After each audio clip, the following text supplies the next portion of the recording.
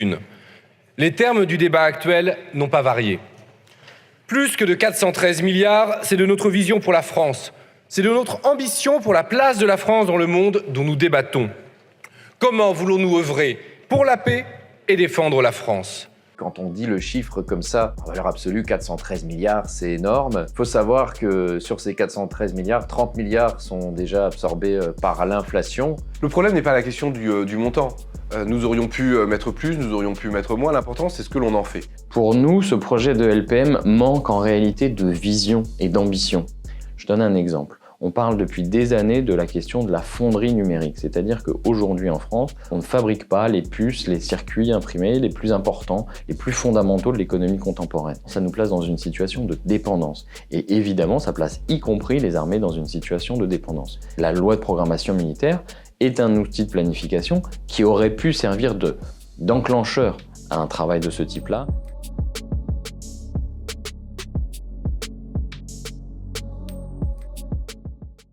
C'est une LPM qui a été préparée quand même à la hâte. Nous considérons que l'Assemblée nationale et nous autres députés membres de la Commission de la Défense n'avons pas été consultés de manière assez longue et qui puisse nous permettre justement d'intégrer un réel travail législatif dans la réalisation de cette LPM. Et donc un rapport annexé qui ne fait même pas 20 pages. Il faut savoir que le rapport annexé de la LPM précédente faisait presque 90 pages. Ce projet de LPM ne sert en fait qu'à ne pas appliquer la LPM précédente que les macronistes se vantent d'avoir exécutée à l'euro près. Ce sont 2 ans de cette LPM qui ne seront pas exécutés. Donc voilà, une LPM montée à la va-vite qui correspond, nous le pensons en tout cas, plutôt à un affichage politique et à de la communication plutôt qu'à une réelle volonté d'améliorer ce qui devait être la fin de la LPM précédente. Le gouvernement n'a pas toujours été complètement honnête dans la présentation du budget. Donc, nous avons profité des prérogatives du président de la Commission des Finances, Éric Coquerel, pour nous rendre directement au ministère parce que nous avions envoyé un courrier où nous demandions des précisions sur les dépenses à venir. Le ministre avait dit qu'il était prêt à nous les fournir, mais les semaines passant, on n'avait rien vu venir. Donc, le jour de l'examen en commission, on s'est présenté directement au ministère en demandant, voilà, désormais, vous ne pouvez plus reculer, il nous faut ces informations. Depuis maintenant plusieurs semaines, ils ont demandé un certain nombre de documents nécessaires pour pouvoir discuter du budget de loi de programmation militaire qui doit commencer ce mardi soir en commission, et que les choses traînaient. Le ministre nous a dit, vous inquiétez pas, ça arrive, mais là, ce soir, la commission commence et on les avait toujours pas. Donc on est venu ici et exercer nos droits de contrôle sur place, sur pièce. Et heureusement, manifestement, ça a servi, puisque ce qu'on avait du mal à obtenir depuis des semaines, eh bien, en ce moment, mes collègues sont en train de consulter ces documents dans le ministère, ce qui leur permettra d'avoir, j'allais dire, entre guillemets, des billes pour parler de cette loi de programmation militaire.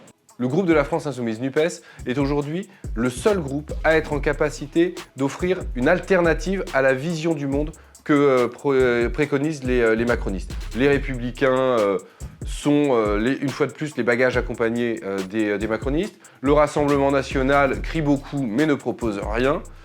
Une fois de plus, c'est une opposition en carton. Nous sommes les seuls à avoir un projet alternatif, donc il était important de le présenter dans un document unique, rassemblé, mis à jour, en opposition avec le projet des macronistes. Nous avons choisi de présenter un contre-projet, comme nous l'avions fait en réalité il y a déjà 5 ans lors de l'examen de la précédente loi de programmation militaire, parce que, tout d'abord, le ministre, d'une certaine façon, nous y a invités. Il a répété avec pas mal de mauvaise foi que nous n'avions pas de projet ou que d'après lui c'était pas clair, pas cohérent, etc. Nous voulions couper l'herbe sous le pied à la mauvaise foi du ministre.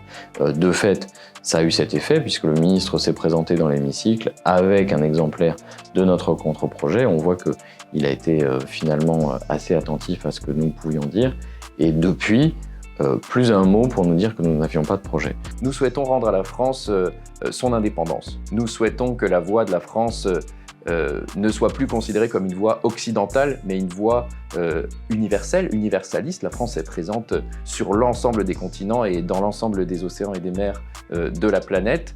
Nous pensons que la voix singulière de la France doit pouvoir à nouveau être entendue. Nous pensons aussi que les objectifs de résilience et de prise en compte des changements écologiques et climatiques ne sont pas suffisants dans cette LPM proposée par le gouvernement.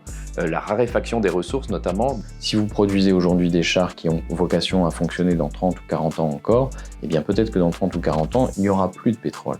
Et donc préparer l'après-pétrole, ça c'est une proposition clé de notre contre-projet et que le gouvernement, lui, a dédaigné.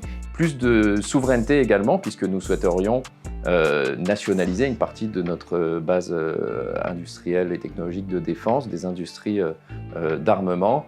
Et puis plus de démocratie également, puisque nous voudrions, contrairement à la manière dont cette LPM a été montée, que le Parlement et l'Assemblée nationale singulièrement puissent s'exprimer beaucoup plus régulièrement sur les choix stratégiques de défense dans le pays, ce qui n'est pas le cas historiquement, et nous souhaitons changer cela. Et puis, il y a une question aussi sur l'anticipation de l'avenir qui est indispensable à traiter, c'est la question de l'avenir de la dissuasion nucléaire. Parce que si effectivement nous sommes favorables, comme la France, et c'est la position officielle de la France, à un travail diplomatique pour un jour aboutir à un monde désarmé, à un désarmement nucléaire global, multilatéral et contrôlé, aujourd'hui, nous avons besoin de cette dissuasion. Et la dissuasion nucléaire, nous ne savons pas si elle restera efficace, crédible, à horizon de 60 ou 80 ans. Parce que les investissements que nous faisons aujourd'hui, il faut le rappeler, ils vont courir sur plusieurs décennies. Or, il y a des ruptures technologiques majeures dans plein de domaines qui font qu'on n'est pas tout à fait certain que dans une cinquantaine d'années, la dissuasion nucléaire soit aussi crédible qu'elle l'est aujourd'hui.